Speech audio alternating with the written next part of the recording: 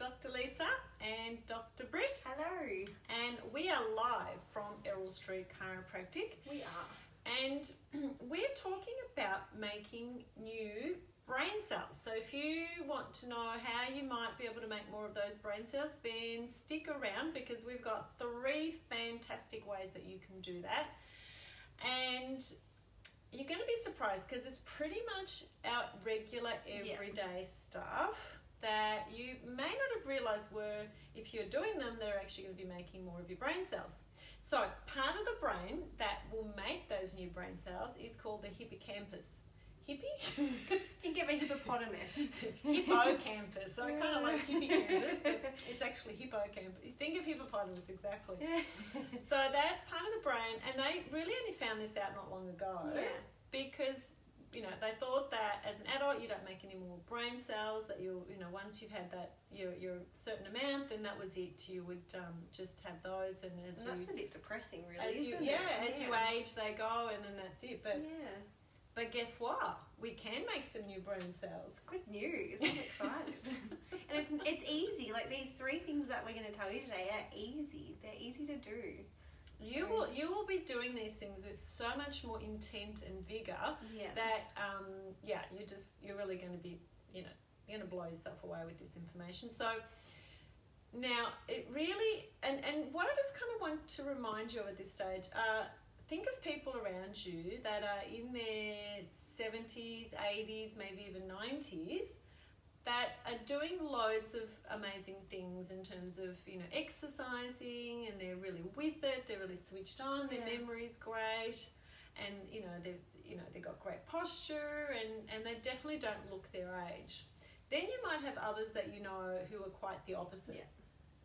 You know, that may not have great memory, they're quite frail, and you know, they're really just not aging anywhere near as well as some of the others. So, you know, we kind of look at that a little bit because a lot of that is really lifestyle related, and the things that we're going to chat about are really just making sure that you look after yourself.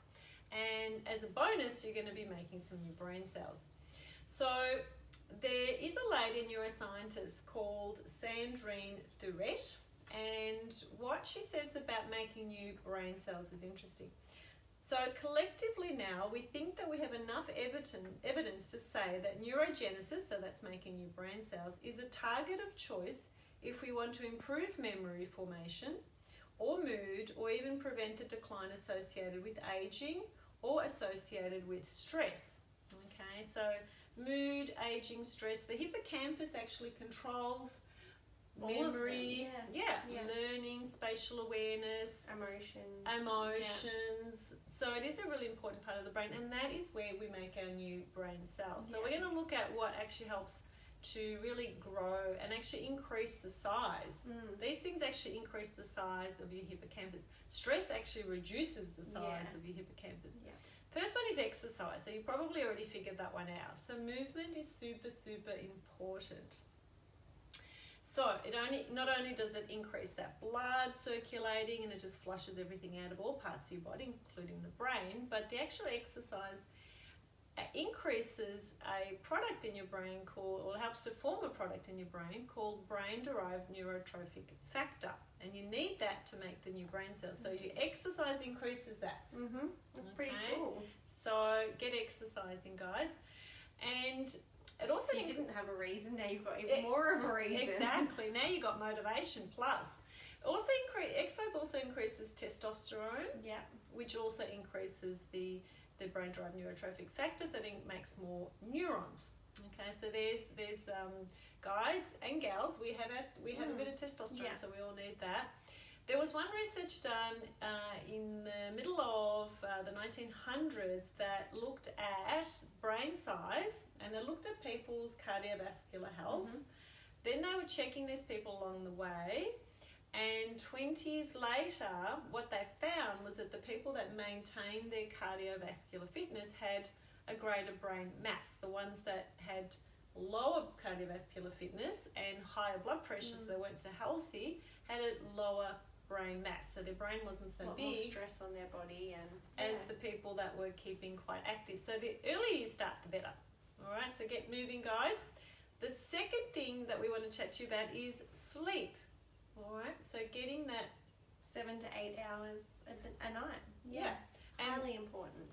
It's super important. And there was another neuroscientist by the name of, there is another neuroscientist, Jeff Iliff, and what he found, some really, really interesting research, that when we're asleep, that the actual, the fluid around the brain and the spinal cord, it's called the cerebrospinal fluid, that normally doesn't get into the brain, that when we sleep, our brain cells shrink and that fluid comes into the brain and it just flushes out all those toxins. Yeah, it's pretty cool. It's pretty good. It's like a little, a little rubbish van that comes every night.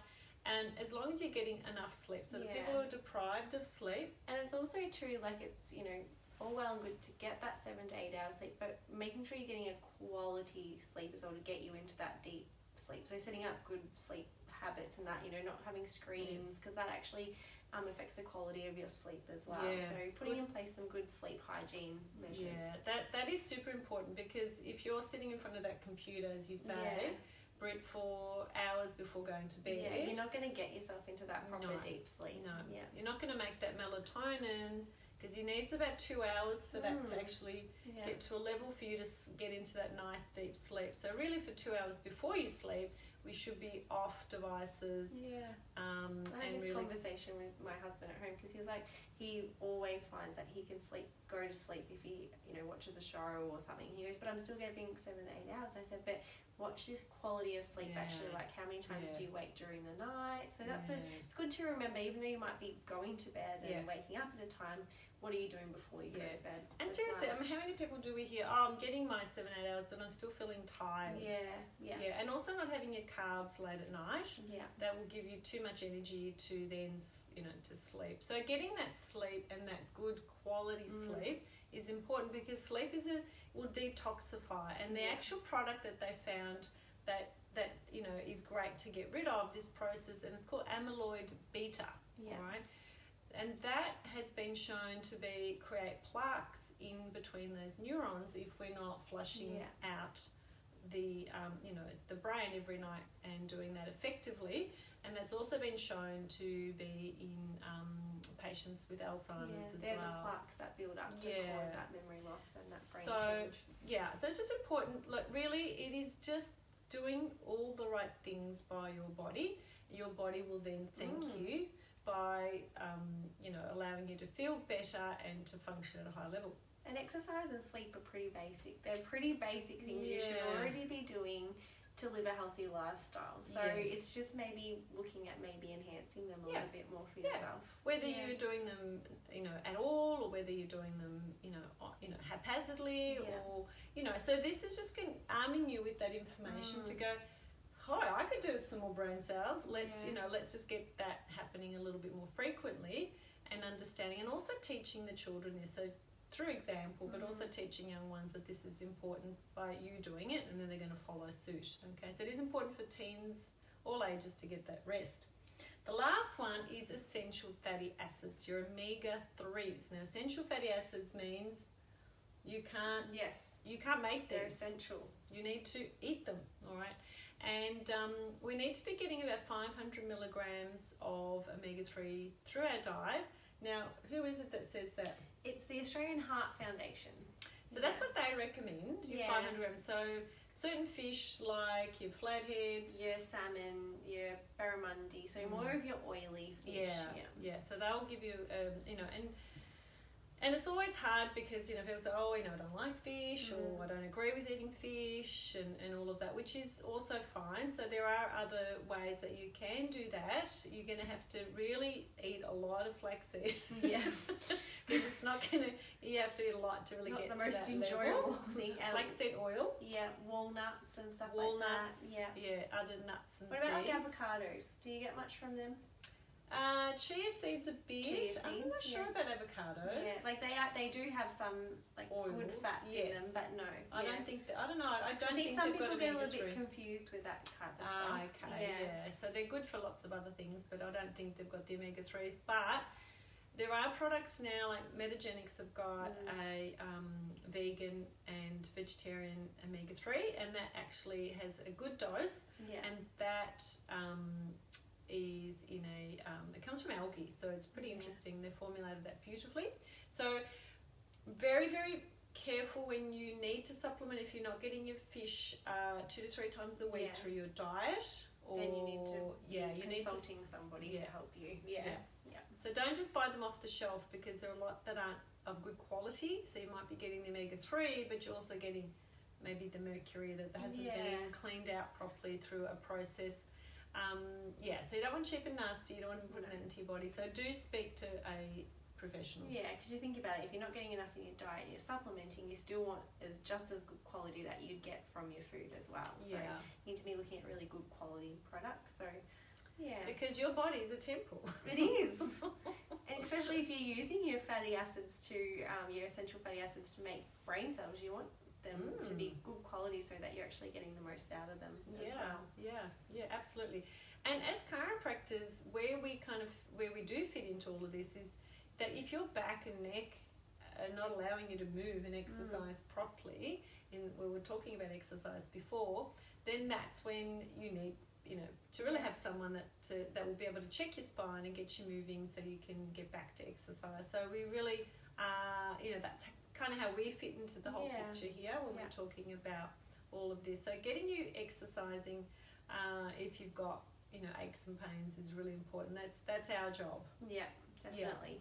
And a couple of other ways that you can increase your neurons in your brain is by having green tea. So flavonoids are really important in blueberries, green tea, bit of wine, chocolate, not too much. Your dark chocolate, not your milk chocolate. No, not your milk chocolate. So good stuff. And things like keeping your calorie count down. Some fasting.